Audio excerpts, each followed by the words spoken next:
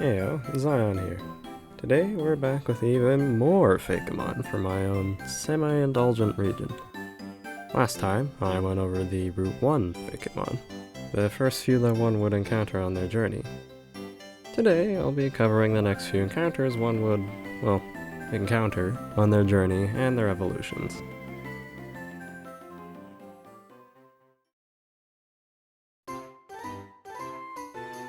Firstly, we meet Voltkit, a small cheetah kitten.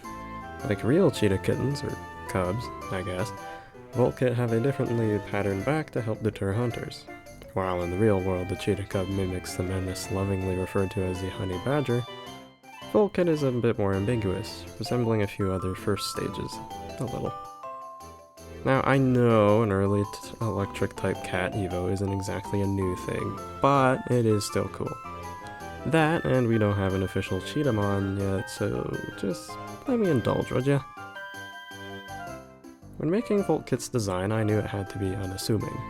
A literal scaredy cat that runs from everything.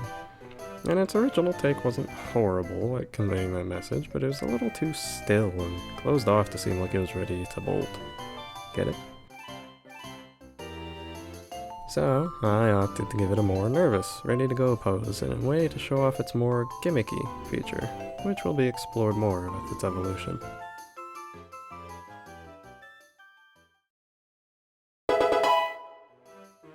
Voltkit, the Overdrive Pokémon. Voltkit are quite skittish, so they run away from anything they find scary or intimidating at high speeds. Its fur is quite thick, reducing damage from high-speed crashes and attacks from enemies while also disguising it as the young of more dangerous Pokémon.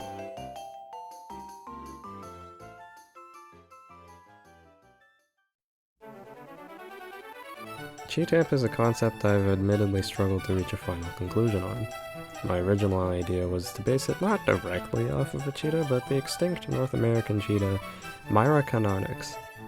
Mostly the fact that it was a bit bulkier than modern day cheetahs, but I'm still wanting to stick with the speed cheetahs are known for.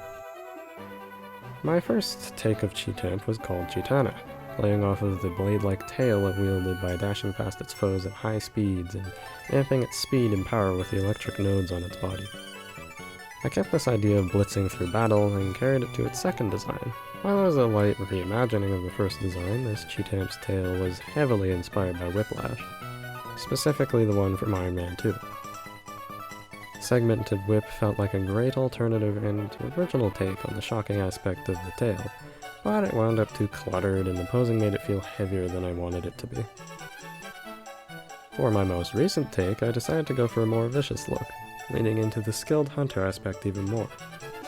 I also included elements from a Nekomata, splitting the tail like an exposed wire. I'm honestly not sure how I feel about this design. It loses the cold, calculating aura it had before and retains the bulkier aspect of the second take I wasn't a big fan of. Let me know what you guys think. Cheetamp, the Overdrive Pokémon.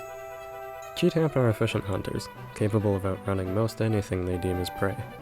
The nodes on Cheetamp produce a powerful shock when the pressure is applied to them, allowing it to both repel attackers and amp up its speed. They will run at their foes at high speeds, lashing with their tails.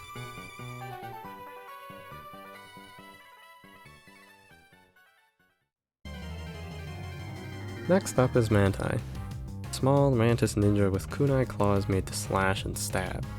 This little guy, although cute, is pretty feisty and full of defiance. Originally, this little guy was known as Dante, and it was alright. No clear concept to work off of though, other than being a small bug-like thing with a leaf on its head. Especially since I had worked backwards with this rendition of the evolution line, having started with the final stage. My first attempt at redesigning Dante was okay. It still held some of the elements from the previous design while leaning into the ninja aspects more, but it was a very busy design and it didn't link with its evolution aside from the general idea of being a ninja. So, taking inspiration from real-life mantises, Mantai, Man2? Anyways, baby mantis are just tiny versions of their adult form, just a little duller and a little less flashy for some species. So, desperately needing a different weapon to give this little guy, I settled on kunai, since these were, historically speaking, a more likely weapon for the fabled ninja of the time, that fittingly resemble more like leaves compared to a shuriken.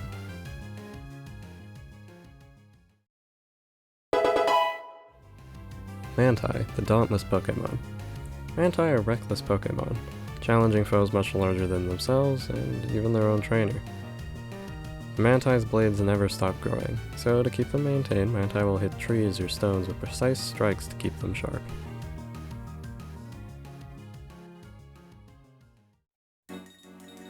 Never mind. A mantis is a very skilled hunter, using speed and accuracy to take down their prey. And you know what else does that? Ninja. Yeah, it's the same idea. I know, I just grew up Mantai to get Kamantis, boo all you want.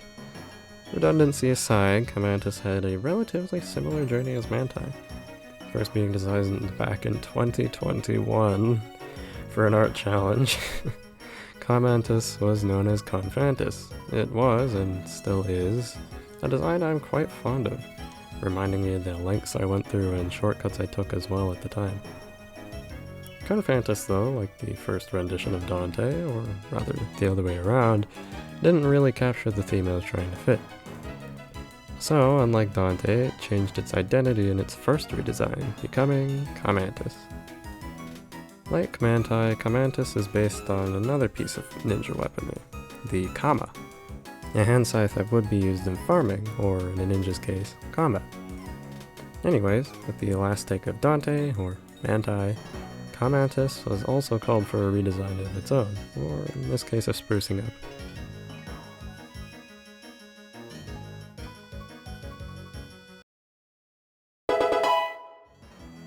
Kamantis, the confident Pokémon.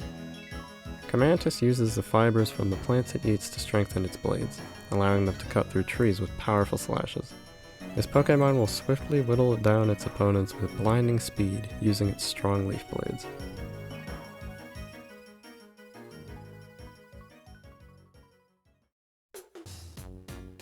Alright, that's the Fakemon for today. Getting to the end of this video, I'm realizing that all of them have high speed. Now well, thumbnail me will probably be sure to make something that relates to it. Well, as always, let me know what you guys think in the comments. Would you have any of these designs in your team? Or do you think some of these need work? See ya! Whoa!